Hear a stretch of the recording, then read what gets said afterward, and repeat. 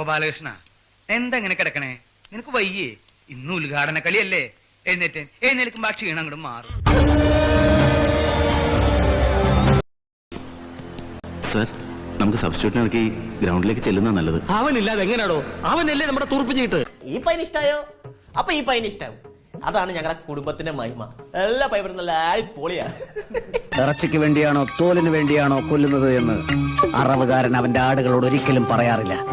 പറയേണ്ട കാര്യമില്ല. ഒരു ഗംഭീര അടി നടത്തേണ്ടി വരും. കൂടെ ആ കാര്യം ഞാൻ ഏറ്റി. അയ്യപ്പം കളി തുടങ്ങട്ടാ. ഞാനില്ലടാ കൂടെ. എല്ലാ തമ്പ്രാക്കന്മാരെന്താ വെറും കൈയോടെ? സാധനങ്ങളൊന്നും കിട്ടിയില്ലേ? കിട്ടി. എന്നിട്ട് എവിടെ?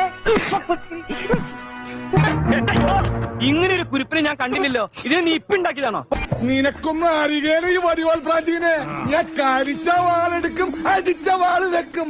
എന്നെ കൊണ്ട് വെറുതെ ടൂൾസ് എടുപ്പിക്കല്ലേ. Flash back. വെറുതെ അങ്ങ് കൊണ്ടു ചെല്ലാനല്ല, ചതച്ചിഞ്ചപ്പരിവാക്കി കൊണ്ടു ചെല്ലാനാ പറഞ്ഞേക്കുന്നത്. അതുകൊണ്ട് മുതലാളി ഒന്ന് സഹകരിക്കണം. പിന്നെ എന്നാ സാറേ സഹകരിച്ച് കളയാൻ? എന്റെ മോനെ തല്ലിയമ്മമാരുടെ തലയിൽ ഇടിത്തീ വീഴണേ ഭഗവതി. നിന്നെ എന്തായിരുന്നു എന്തൊക്കെയായിരുന്നു അവന്റെ അഹങ്കാരം. അതന്നെ അവന്റെ ഫിനിഷ്. എടുത്തോ പിടിച്ചോ എന്ന് പറഞ്ഞിട്ട് ഒന്നും ചെയ്യരുത്. എല്ലാ വൈരാഗ്യങ്ങളും ചതികളും വഞ്ചനകളും ഉള്ളിൽ അങ്ങനെ ഒതുക്കി വെക്കണം. എന്നിട്ട് സമയം നോക്കി അതിൽ ഓരോന്നായി പ്രയോഗിക്കണം. ഈ സമയത്ത് നമ്മളെ കുത്താൻ വേറെ ആരെങ്കിലും നമ്മുടെ പിന്നിലുണ്ടോ എന്നൊരു കണ്ടു വേണം. അതുവരെ ഇങ്ങനെ ചിരിച്ച് ഇങ്ങനെ നിൽക്കണം. എങ്ങനെ? ഇങ്ങനെ